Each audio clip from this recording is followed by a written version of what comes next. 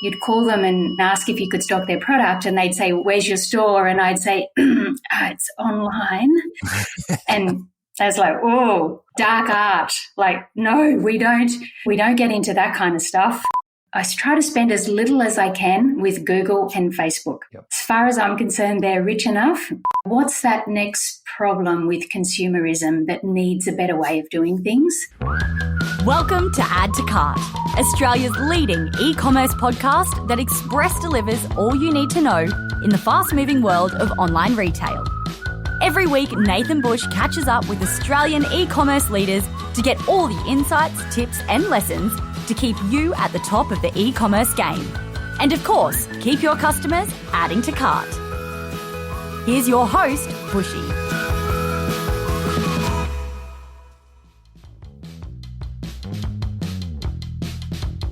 Hello, Add to Carters. I've known today's guest for many years now, and I've been trying to convince her to come on to Add to Cart to share her story for a long time, and I'm very glad that today we are able to bring it to you. Joining me today is Tracey Bailey, founder and CEO of Biome, Australia's original sustainable retailer. Driven to launch Australia's first online eco store way back in 2003, after looking into the eyes of an orangutan in the Indonesian jungle. I mean, don't all good stories start there? Tracey's pioneering business now has around 6,000 online SKUs and stores in Brisbane, Gold Coast and Melbourne. With her committed team and a devoted following, Tracey manages e-commerce success by maintaining her ethical commitment. And she's never strayed from that. She holds really high standards. It's a difficult path, but one well worth the struggle, as you will hear today. In this chat, Tracey delves deep into palm oil problems. She reveals her passion for Last for Life products, tells us about her recent Shopify replatforming, and shares the uneasy but necessary relationship she shares with her nemesis, Google. So thanks to our partners, Shopify Plus and Pacleo, here's our conversation with Tracey Bailey, founder and CEO of Biome. Tracey, welcome to Add to Cart. Thank you, Nathan. So good to have you here. I feel like we've been talking about this episode for a long time. Well, I have listened to a lot of Add to Cart podcasts in my time. I love them and I get so much out of them. So I felt it's about time I try to give something back. Amazing. I can't wait for this episode. I've known you for a couple of years now, maybe 2 or 3 years. And every time I speak to you, I get so much out of your story and how you approach e-commerce and retail. So I can't wait to share it with our listeners today. I'd love you to give us an overview of Biome, what you've created. Started in 2003, long before specialist sustainable retail was mainstream. What inspired you to lead the charge for environmental friendly shopping? Well, I first had the idea for Biome around 25 years ago when I was working in Indonesia. My former career was in public relations and the internet had barely just begun. You know, the PR agency I was at in Jakarta, we had one computer in a little room with one of those old dial-up modems that made noises. And I had this idea because I was feeling disillusioned, you know, with greenwashing corporate performance, you know, rather than affecting meaningful change. And I believe that if, you know, you educated people about the issues and the choices, that they would choose the more ethical and environmentally responsible product. Mm-hmm. So I jumped on, you know, this computer, that one on a Saturday. I think I snuck in to use it. Probably was Alta Vista, the search engine. And I absolutely searched what was my world at that time, you know, to look for something like this idea that I had. And I couldn't find anything else like it in the world. So I harbored that idea and then I jumped to 5 years later. I was back in Australia. I'd had 2 children and I was on parental leave with my 6-month-old and a 2-year-old. And I thought, yeah, right, I've got plenty of time on my hands. Let's start that business. Perfect time. That really was the genesis of the idea. And what were you doing living in Indonesia? I was working in public relations in Brisbane, and through a connection in Brisbane, they had started an agency in Indonesia and they wanted somebody to go up there and help to run it and train the local people. Cool. So, yeah, I went. Amazing. It's incredible.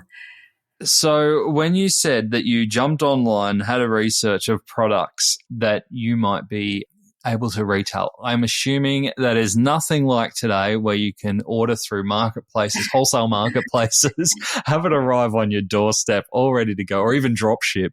What was the process like back then for setting up a sustainable retail outlet? Well, it certainly was difficult to find products. People in the industry will have heard of perhaps the gift and trade fairs that take place each year. I remember going to my first one of those in Sydney at the convention centre there at Darling Harbour. I walked the entire thing and I found one product. It was beeswax candles. It was really, I felt nothing else there that met my standards that I was looking for. So it was pretty tough as well approaching people for products back then, because you'd call them and ask if you could stock their product, and they'd say, where's your store? And I'd say, it's online. And I was like, oh, dark art. Like, no, we don't. Well, we don't get into that kind of stuff. So many brands, in fact, that I approached back then, we now stock them. Yep. But originally they didn't want a bar of online. So, yes, it was much tougher to source things back then. And fast forward to today, how many SKUs are you at? Multiple stores, incredible growth since then. We have about 6,000 SKUs, of course, all online. But in our stores, we only carry around 2,000.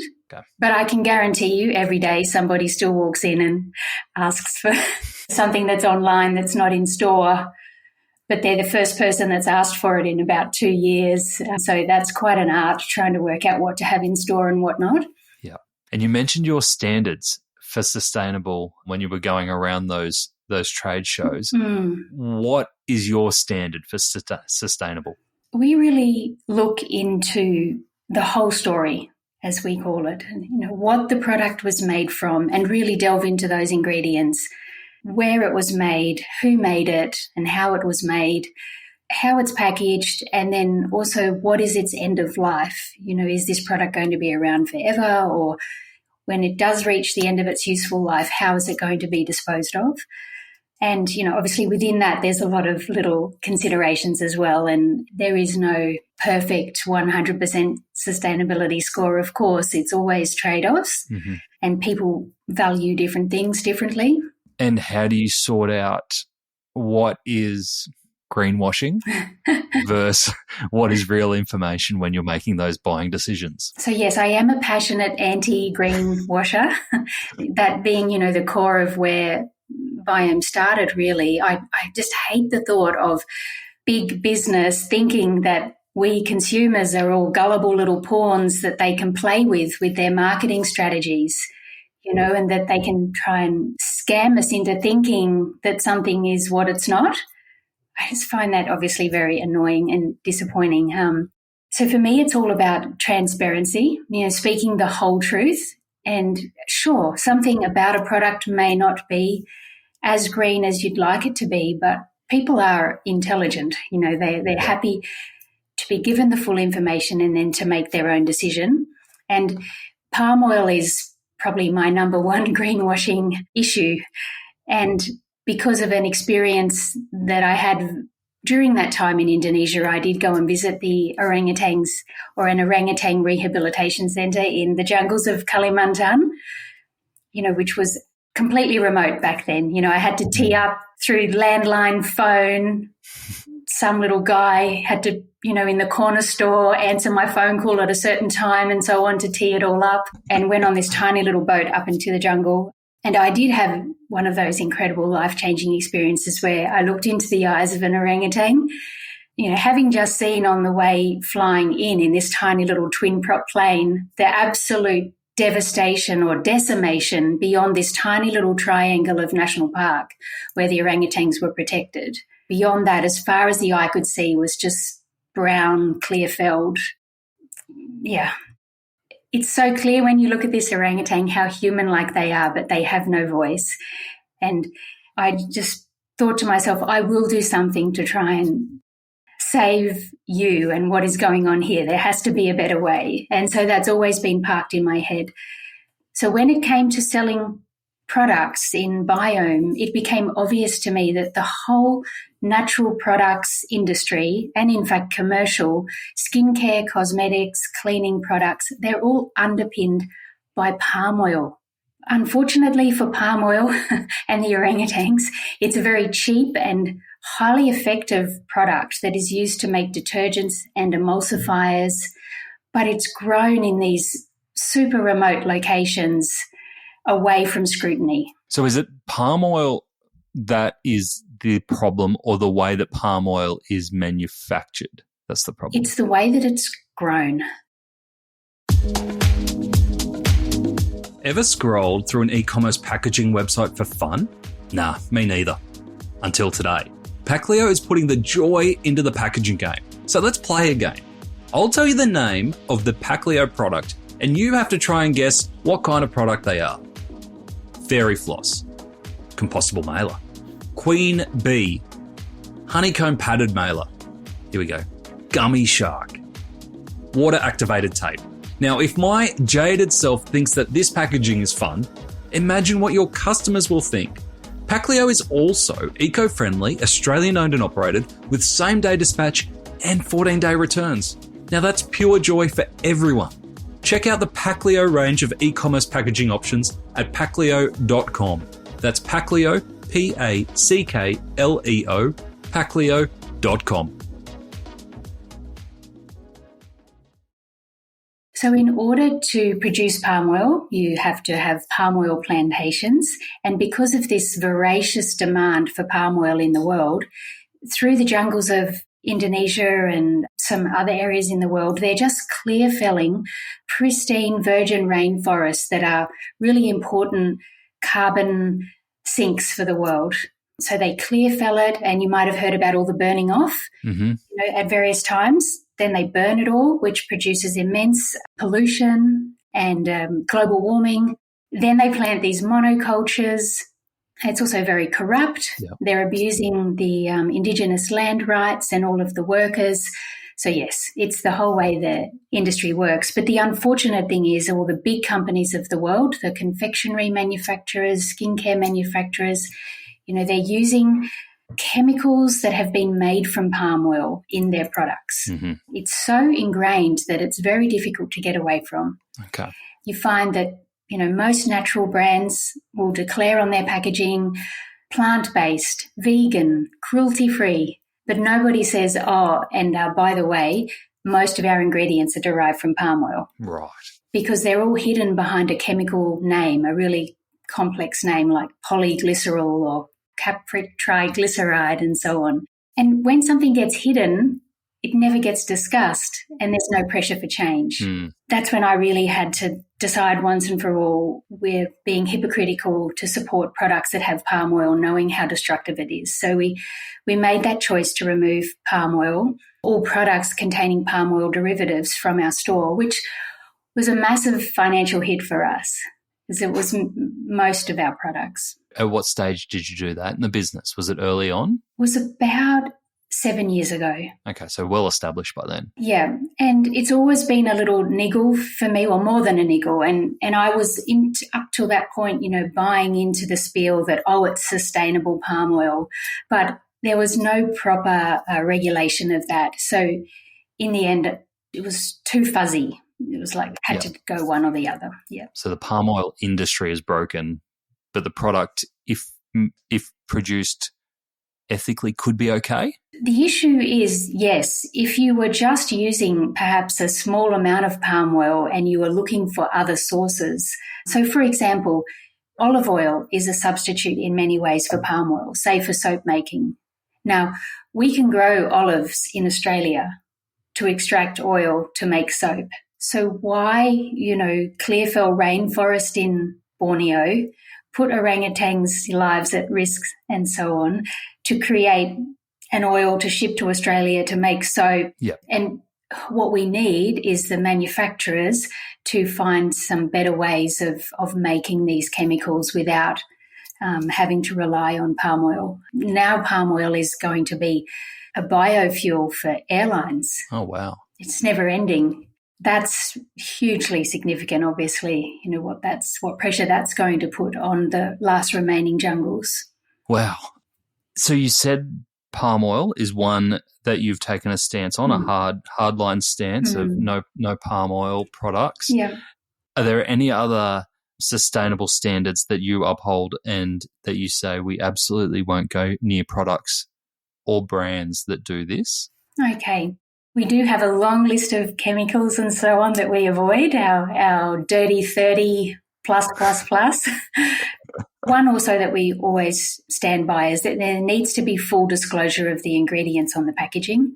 A lot of products, they perhaps say we can't put them on there because intellectual property or we don't want to give away our secrets, but that's just not acceptable. You have to put the full ingredients on your product. So, and then there are ones like, for example, bamboo fabrics. And this is a case where, again, it's greenwashing, right? Because they're not telling the whole truth. They're selling this product that's supposedly bamboo fabric, but it's not. For example, Nathan, have you ever heard of eucalyptus undies? No. Or, wood pulp socks? I haven't. No, it doesn't sound... They sound uncomfortable. Exactly. But they are made from the exact same thing as bamboo fabric. It's a Right. cellulose that's extracted from a plant, such as bamboo, eucalyptus. But, calling it bamboo sounds so much more appealing to the consumer. Hence why, there are a lot of products on the market made of eucalyptus cellulose, or wood pulp, Yep. but they don't use those words. And in fact, in America, it's actually illegal to label products as bamboo fabric. Okay. Many of the big retailers over there have paid large fines for that. They have to call it what it actually is, which is rayon. So rayon is the fabric that is made from the cellulose fibers. Okay. And by the time it's been turned into fabric, it no longer has any of the properties of the original source material.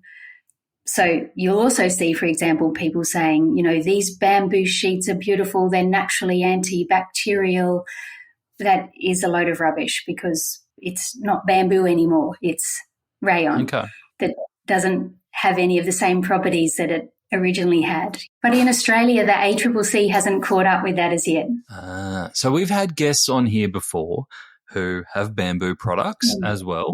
Is there a scale where bamboo is better than traditional methods such as cotton or polyester, or do you kind of lump them all into the same basket? Yeah, so that is a good question because, yes, I'm not meaning that there's anything wrong with fabric that has been made from bamboo. And absolutely, a plant input like bamboo is imminently better for the planet than a petrochemical input.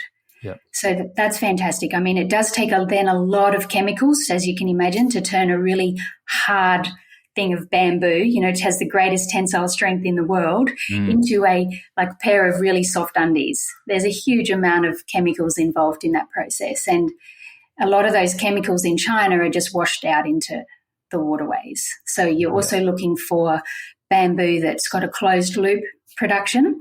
Really, the greenwashing comes into it is when the company selling the bamboo fabric says that it's bamboo fabric. What they are meant to say, and that's just not according to me, that's according to the equivalent of the ACCC in the USA, you're misleading consumers. What you need to tell the consumer is that this is a rayon fabric, for which the input at some point was a bamboo cellulose. What I'm getting from our conversations here, whether it's bamboo or palm oil or otherwise, is that at the core of it, the product or the ingredient itself isn't the main perpetrator here, but it's the processes and the practices behind the way that these things are commonly manufactured that needs to be changed. Would that be correct? Yes, that is true. But also the way in which the brand communicates about that product, the ingredients and the processes. What would you like to see if you could change any law? We talked a little bit about the ACCC there. What would you like to see changed? What would you like brands be made to disclose about every product that's put on the shelf? You talked about ingredients. Is there anything else? I guess we already have the country of origin. There was quite a bit of work done around that, which is great. That's a tricky one because I personally want them to disclose palm oil, of course, that, not hide that behind, to label it as palm oil. For example, in the supermarket, there are lots of products labelled vegetable oil as an ingredient. I can guarantee you if it's vegetable oil, it's palm oil, because if it was sunflower, they'd put sunflower. Okay. But they feel they have to hide it if it's palm oil. But certainly full ingredients. Another one, for example, is parfum, just this one word, parfum. Mm-hmm. Behind that is often hundreds of chemicals that went into making that parfum that's used to fragrance products. And they're allowed to get away with that for intellectual property reasons. Okay. That makes sense. Now, I was surprised in my research to find out that you were the first retailer to achieve B Corp certification. Obviously a huge thing now, and we've got big multinationals such as Unilever who are now B Corp certified. Do you feel that it holds the same gravitas as what it did when you first qualified? I don't think so personally. It is quite controversial amongst the B Corp community. When Nespresso, I think South Africa, got B Corp status and they sell aluminium coffee pods, that was a stab in the heart for me, that one. I'm not in the camp of you need to encourage progress. I mean, certainly you do need to encourage progress. Sorry, I shouldn't. But giving them a B Corp logo that they can stick on a product, to me that misleads the consumer. So, awesome if Nespresso or whomever wants to gain that certification and be moving along, just keep it to yourselves then. Don't, if it means that much, you don't need to stick it on a product and mislead the consumer into thinking that it's actually quite responsible to be producing single-use aluminium pods. Yeah. You mentioned the B Corp community there. Do you find that the B Corp generally harnesses a really good community amongst other retailers who share sustainable practices, or is it more I qualified, therefore I can put the symbol on my product and away I go? Or do you find that they generally bring people together? They certainly put effort into trying to bring people together. And there are various individuals, within the movement that also make a really big effort. I guess with all of these things, everyone's so pressured for time and opportunity that it doesn't always quite happen. But we've just recently had B Corp month, for example, that they put a lot of effort into giving us all materials to help educate about what it's all about. Yeah, great. We're a B Corp at eSuite as well. Oh, congratulations. But I think it's very different. Yeah, thanks. It's something that we set up straight, right away to make sure that we set up our processes and our standards to meet that. But I think it's a lot tougher being a B Corp from a retailer perspective than it is being a service provider. There's a lot more hoops to jump through. Yeah, certainly when you have so many suppliers. Yes. It was very challenging. But we as a business got a great deal out of it. It really assisted us to improve a lot of our policies and procedures and to formalise them and think about things we hadn't thought about before.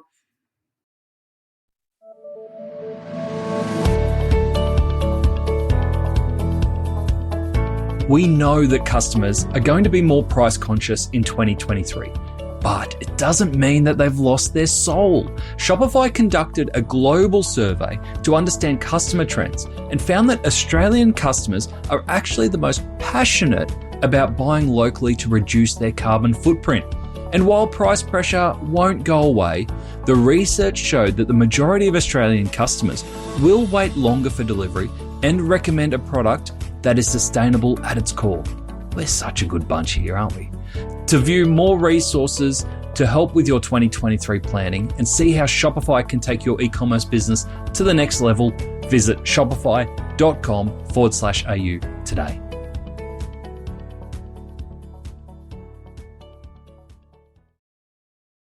Now, I want to cast your mind back to a few years ago, Brisbane floods. I just can't imagine what it must have been like for you and the team, because I was only in your office probably a few months before it happened, I think, and saw the amazing setup that you've got. You've got the shop, you've got the warehouse, you've got the office, and I know that you've just done a whole bunch of work around setting up new fulfillment processes, new machinery, and then we had the Brisbane floods come through and wipe it all out, and you were smack bang in the middle of it. It was really devastating to see from the outside. I can't imagine what it must have been like for you to be living and leading a team through that. How did that impact you and your business? It was huge, a huge impact on us, and we are still feeling the effects. I think particularly because it took away our resilience, and particularly our financial resilience. Yeah. When not long after that, it was last February, not long after that, the whole e-commerce industry headed into the spending downturn following the start of the interest rate rises. So it has taken away some of our resilience, I say, to deal with that. And it's not just the loss of the stock, the equipment, the sales for the period of time that we were out of action and getting back on our feet, having basically lost our entire inventory, 40,000 items or so. It's the lost opportunity while you're distracted, trying to get the business back on track. So there's those months of time where all your energy and the team's energy is on getting it all back together. So you lose out in that way also. But I think, as you know, we were able to stay true to our values and salvage as much as we could due to our incredible community of customers, neighbours, suppliers. Hundreds of people came to help us wash up and sanitise and salvage as much of that stock as we could. And we literally would have sunk without that. The great salvage sale. How long did it take you to get back on your feet? Or do you say that you're back on your feet now? It did take quite a few months. And I don't know, was it funny? Maybe ironic? What we were able to do really quickly, as soon as the floods waters had dissipated, was we actually set up our online centre at our Paddington store, which is where it all started. We used to do our online store out of there. In fact, we used to do like physical store by day, 9 till 5. 5 o'clock, shut the door. Online used to explode. It was online by night. So the original dark store. Yeah. So yes, we were able to quickly sort of point the website at our Paddington inventory and get ourselves going there in a very rudimentary way. We did that for a little while, and then we had a second small premise that hadn't been flooded, so we then moved back into there and sort of gradually started to build up our stock again. You often hear when people have been through such a major and traumatic event such as what you've been through, that they feel like they build resilience, but I was interested to hear that you felt that you lost some resilience after that. What did you mean by that? Well, our bank account was a whole lot less healthy than it was before. That's a good measure. Yes, yeah. So it was mostly that. And I think just the energy and the corporate capacity. We probably had a triple whammy last year, actually, because we had the floods, we had the economic downturn, and then we had the migration to Shopify, which also impacted our sales. It feels bad actually going from floods to Shopify, but let's go there. How did the migration from Shopify, how did that impact your sales there? From the loss of SEO. Okay. Yeah, the loss of organic traffic. And was that immediate? Pretty much. Expected? I didn't expect it as much. Okay. And I think, in hindsight, my advice to somebody would be to build up your sales prior to that changeover, get an unusual spike and really good momentum going immediately before. What platform were you going from? We were on PrestaShop, which almost nobody here has heard of, but it's very big in Europe. And what inspired the move over to Shopify? PrestaShop is an open source software, which we'd always been, and prior to that we were on one called OS Commerce, because when I very first started Biome, there was no shop in a box back those days. You either had to build from scratch, or I found this open source commerce and actually taught myself how to build the website from there. So we moved from OS Commerce to PrestaShop, another open source, but it was too clunky and slow moving for us with the rapid change that's going on with all the new technologies and so on. It was taking too long for these apps to build integrations with PrestaShop, whereas, Shopify is first off the rank. So we needed to get a lot more agile and ability to adopt those technologies. We needed to improve our website speed and improve our SEO structure. And apart from the SEO, especially in the beginning, Yeah. Did it achieve the other things that you set out for it to achieve? The speed, no. We're still really struggling with speed. So we're still trying to work through that at the moment. Any clues on what that could be? We've certainly tried to be very lean with not putting too many apps in. You've heard that everybody gets excited when they're on Shopify and adds in all these bells and whistles, but every one of them slows you down. So we've been quite strict with that. So there's some other areas that we have to work on. I think our menu, we've used an app plugin for our mega menu. I think we really have to go back to the Shopify native menu and sort of build it using code. Has it unlocked any features that you've had on the wish list for a long time that you've now been able to activate quickly? Yes, a rewards program. We had a rewards program before, but it was clunky, the PrestaShop plugin. So rewards program, bringing on things like Klarna. Yes. Yeah, cool. I saw that you've got an ambassador program now, yes, which I hadn't seen the last time I visited the site, even though I think it's been there for a little while now. Can you tell us about that, how that works? Yeah, so we're actually just going through our first round of recruiting people now. It's certainly been something we've been wanting to do for a while because we really do have this incredible brand capital. When you speak to somebody about Biome and they say, oh my God, I love Biome. Or wherever I go, on an aeroplane, I handed my Keep cup that had a Biome logo on it to the flight attendant for the drink of water. And she's like, oh my God, I love Biome. And then the people in the seats around me, because then I said, oh, that's my business. They're like, oh, you're Biome? I was about to say, I bet their next question is, do you know Tracey? Yeah. So we really want to harness that by trying to reward those people who do give us that incredible word of mouth. I try to spend as little as I can with Google and Facebook. Yep. As far as I'm concerned, they're rich enough. They take a lot of money out of Australia. It's a sort of a transfer of wealth, and we just can't keep, spending so much money with them. And I'd far prefer to give the money to an individual who's trying to build their community of influence. So this is a way that we can hopefully mutually benefit. Is it hard to hold that line when you see a lot of your competitors, and obviously with the emergence of sustainability as being trendy coming through, and you've, like we said, you've been in it for a long time now, and you would have seen a lot of people get a free ride off the back of Google and social ads, and that is it hard to watch that happen when you do take a stand like that? Yes, and in fact, early days Google was free, right, in the beginning. There was many years where it was free, and then you had to start to pay for it. And I did take a conscientious objector approach and refused to pay Google any money. But I used to go to the Retail Global Conference on the Gold Coast every year. And I think I'd been going about 3 years before it finally, the light bulb went off in my head that you've got to be in it or get out of it. We were never going to survive if we didn't start playing the same game. Yeah. But it is very hard not to spend excessively. Google and Facebook are the only winners, right, as we all just keep bidding for the same customer. Well, speaking of the same customer, two of your most recent peers or competitors, I don't know how you look at them, Nourish Life, Flora and Fauna, they've had quite the adventure recently. Yes. If you haven't seen the news, acquired by BWX, publicly listed company, liquidated, now back with Julie and some business partners. And I saw Irene is out, starting her own brand again.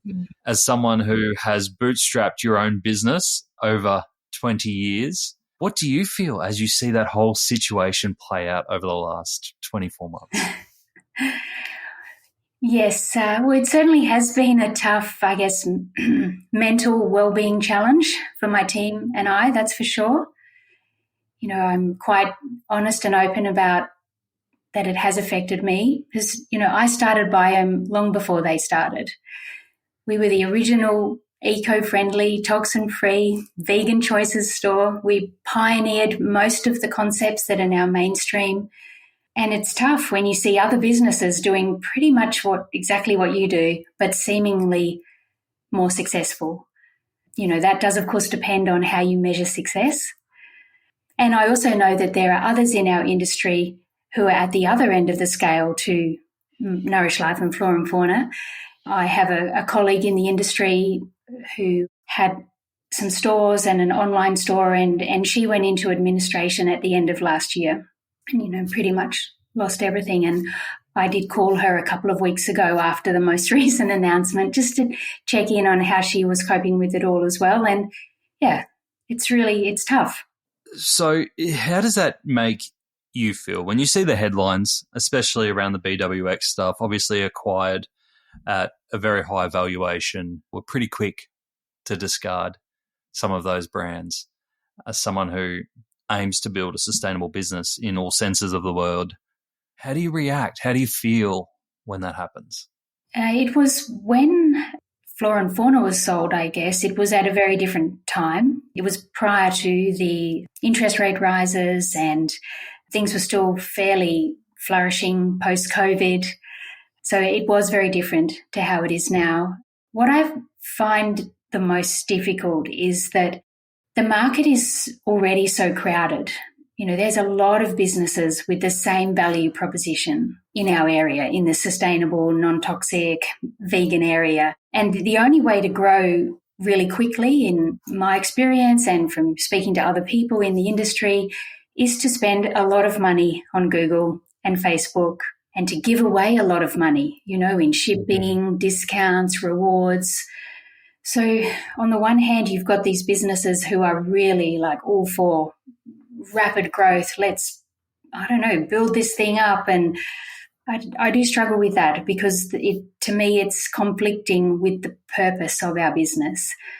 So I don't really have the answer. And of course, I am feeling now, I truly am feeling right now, right, here we go again. Yeah. There's going to be Irene's new business, Flora and Fauna, and ourselves, and some others, all bidding for the same customer again, all tripping over ourselves to give so much away to try and keep our market share. And I believe in e-commerce, I guess in life, when someone wins, someone loses. So with some of those competitors that have come into the market a little bit later, like the Nourish Lifes and the Flora and Fauna, they seem to have hit a mark with mainstream Australia. Is there anything that you look at from their businesses and go, oh, I wish I could take a little bit of that, or I admire about that model? Well, I certainly have a great deal of admiration for the founders of Nourish Life and Flora and Fauna. They obviously did an incredible job of building their businesses and then selling their businesses. And we are all up against a much mightier competitor, I guess, in terms of, the mainstream retailers who are not so shy about greenwashing or selling products that haven't been properly vetted and considered. So I certainly do admire and am grateful for what they have contributed to the industry. You mentioned before how straining it has been mentally for you the last few years, and hearing some of your stories today, from the floods to the economic situation to what's happened with your competitors, you've had a fair mental load over the last few years. How do you look after yourself? Well, I have a really special team, Nathan. Our team at Biome is wonderful, and luckily I'm surrounded by a group of really positive, passionate people who believe in our mission, and they certainly lift me every day. And I walk in, I've actually said to them, all I need from you every day is to give me a big smile and a good morning when I walk in. And that sets me for the day, that lifts me. It's not a hard ask from your boss. KPI met. Exactly. Yeah, tick. So, yeah, one wonderful, kind, passionate team at Biome, and I do try to focus in on them and us and what we're doing. I also do try to really reach out to other people in the industry. And over the years, I do feel I should have done that more, because when times are tough, you really need those people in the industry that you've met who you can just call and ask a bit of advice or commiserate with together. So I really encourage anybody starting out or whatever part you're in, just part of your journey you're in is make those connections and be open and honest. And I'm in a little mentoring group that started, through meeting some people at Retail Global and so on. And we've all got stores and an online store, and all going through very similar situation. And, just to be able to WhatsApp or our challenge and hear that you're not the only one in this situation, it's gold. It's invaluable. Oh, amazing. So what are you excited about? Next 12 months, what's exciting for yourself and the Biome team? Well, we definitely have to keep fine-tuning our website experience. We've get that SEO back up. Yeah, we've got this hot rod now. We need to tune it up, make sure we can get everything out of it that we can. Are you still tempted as someone who, used to run an open source platform and can code, like going, oh, can I just get in there and play a little bit? Yes, we have been struggling with some things that we thought, to be honest, before we moved to Shopify, I didn't even check them out because I thought, of course, Shopify will do that. But, apparently out of millions of Shopify websites in the world, it's not high up on the development list. Okay. So that definitely we have to work on. We've also really need to forge some new paths in terms of products. Retail is all about product. If you don't have the product that solves a solution for somebody, you're never going to make sales. And most of, I guess, the products that we pioneered or introduced, they've almost become mainstream now, and they're available in many places, like reusable cups, beeswax wraps, stainless steel pegs, shampoo bars. You probably can get them all in Coles and Woolies now. So that's what my passion is the new products, the finding and developing of new products. So, what's that next problem with consumerism that needs a better way of doing things? Yep. That's what we need to find. Have you come across any products recently that have blown your mind that you're like, oh, this is great, this is what we've been waiting for? The ones I get quite excited about at the moment are what I call last for life products. Okay. Buy it once and never again. What's an example of that? There's an awesome Australian brand called Techniques that make a solid stainless steel frying pan range that you season yourself. So, the problem with Teflon, right, it gets scratched and worn out, and then aside from the toxins that it off-gasses, you end up throwing out your Teflon pan and getting a new one. Well, with Techniques, you buy this one fry pan and that's it for life, and you'll hand it on to your grandchildren. It'll never disappear. And each time the non-stick coating gets a little bit less effective, you re-season it yourself with oils. Things like that, I think. Just treat those resources as so precious, the precious things that they are, that once we've gone to the effort of extracting, this metal from the ground, smelting it, shipping it around the world, making this pan, don't just toss it out into landfill. That's so stupid, right? That's a dumb cycle. So I'm into last for life products. That's not great for customer lifetime value though, Tracey. That is so true, Nathan. And, customers, they keep you real constantly. I'm always saying to my team, our customers find our Achilles heel every single time. And I swear that when I launched Biome, again, the internet was very young. Within days, I had an email from somebody saying, you realise that if your mission comes true, you will do yourself out of existence. And those words have rung in my head since, and I guess has been playing out in some ways. So while you might be struggling with SEO at the moment on the website, your Pinterest is absolutely booming. I can see on the outside that you've got 600,000 views. every month. So I'm really interested to know whether these Pinterest views, do they convert as a sales channel? Does it actually work in driving sales? So we have been on Pinterest for a very long time, which I think, really helps us. And if you believe Pinterest's stats that they give, yes, we get good sales out of Pinterest. If you believe Google Analytics, no. Okay. Google attribution gives literally almost no sales to Pinterest. And I find that's so extreme that it says to me that Google's attribution can't be accurate, right? Because there's just no way that many people could be looking at our Pinterest and there to be no sales that come out of it. What kind of interactions do you get? Do you get a lot of people landing there from search and then browsing through or flicking through your range? How do you measure engagement then if you can't measure direct attribution? Well, you can see that in Pinterest's dashboard. Yes, okay. According to Pinterest, just not in Google's dashboard. That's the classic attribution dilemma that we all have, right? And we can also see some of the kinds of products that sell. If there's a particular type of product that's had a lot of engagement on Pinterest, and if you're selling it well, you have to assume that it's working. But there's certainly sales according to Pinterest. And who do you believe? You mean I might not believe my nemesis, Google? There we go. Basically, I'm in business to pay Google. They should treat me a lot better given how much money I earn for them.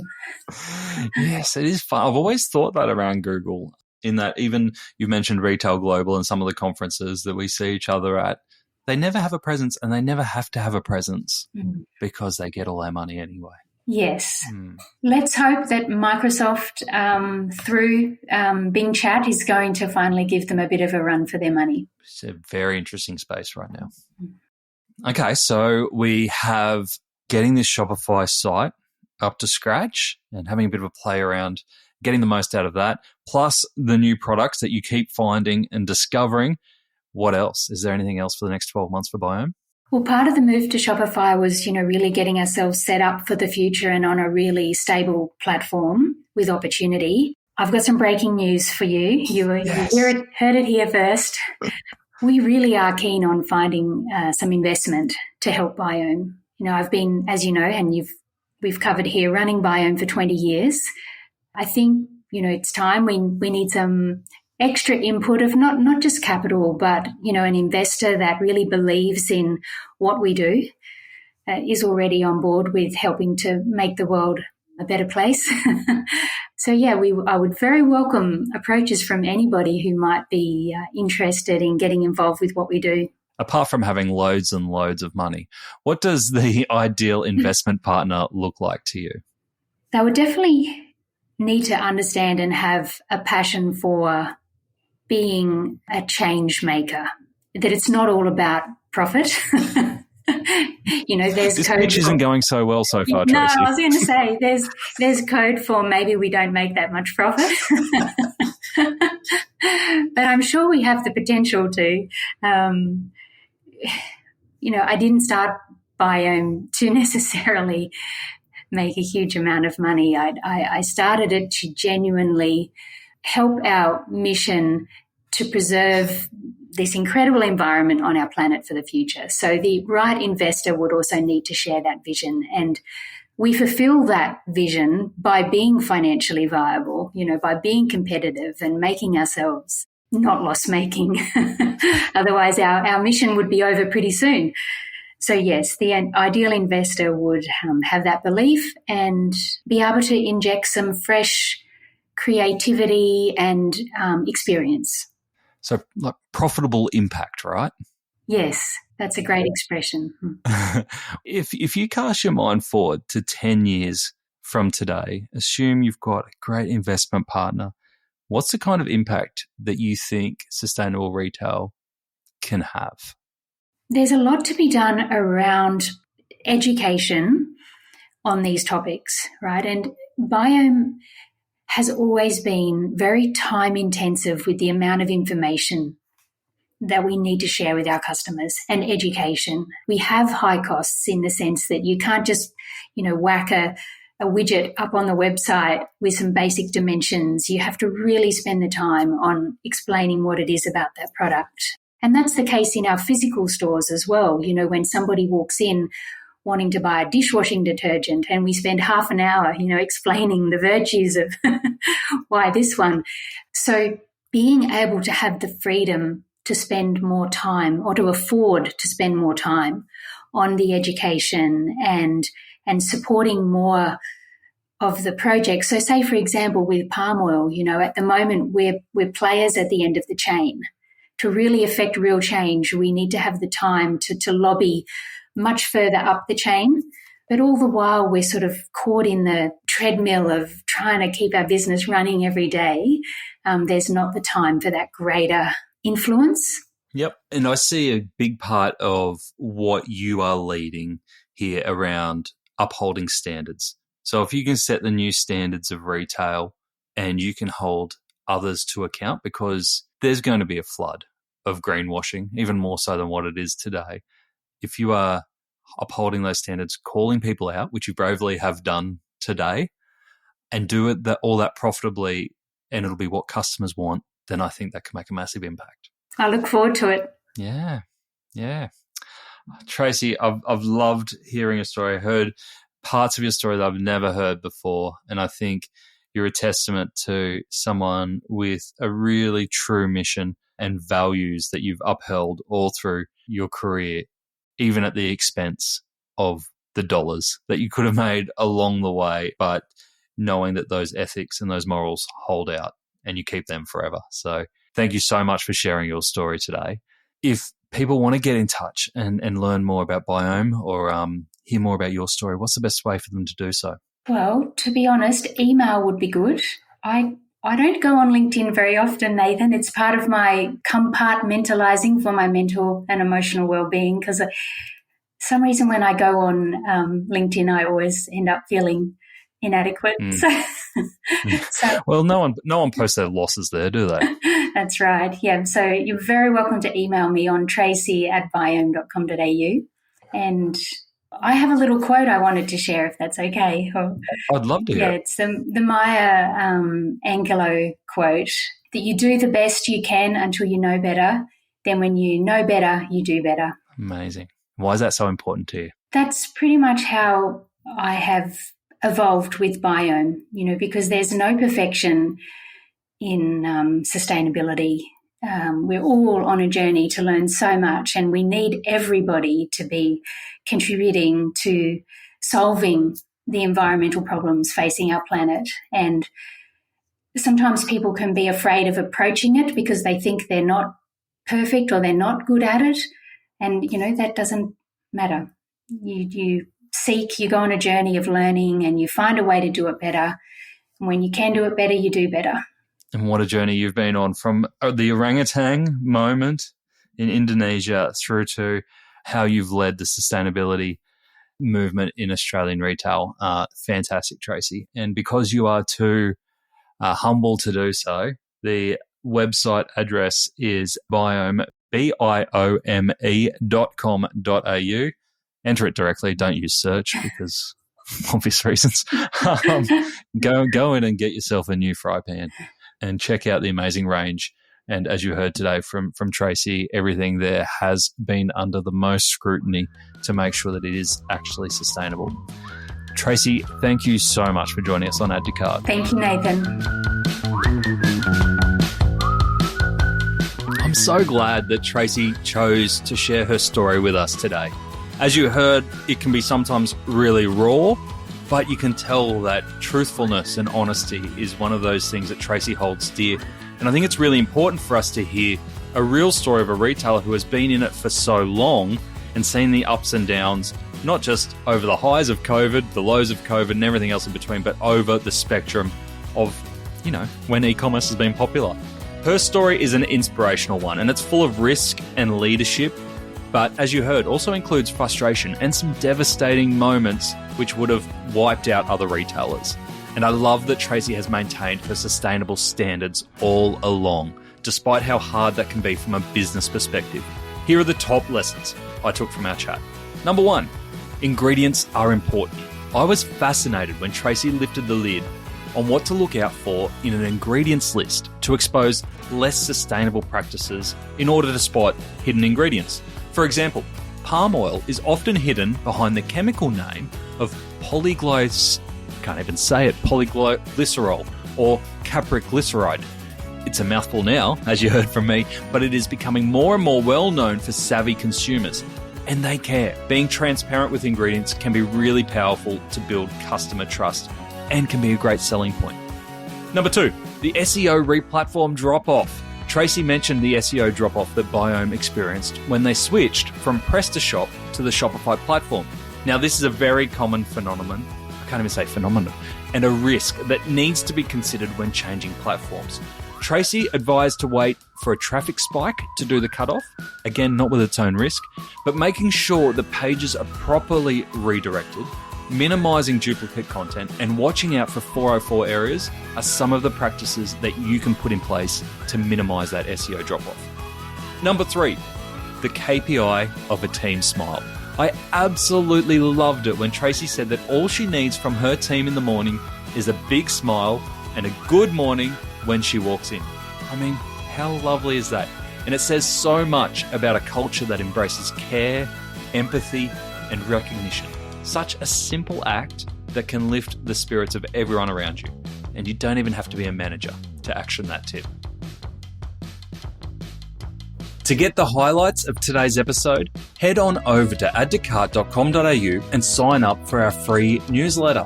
Each Tuesday, we will send Monday's episode summary, links, and discount codes for you to go next level on. And if you're looking to explore your next e-commerce opportunity, come and visit us at eSuite. We're a dedicated e-commerce talent agency connecting the best e-commerce talent with the fastest growing brands in Australia.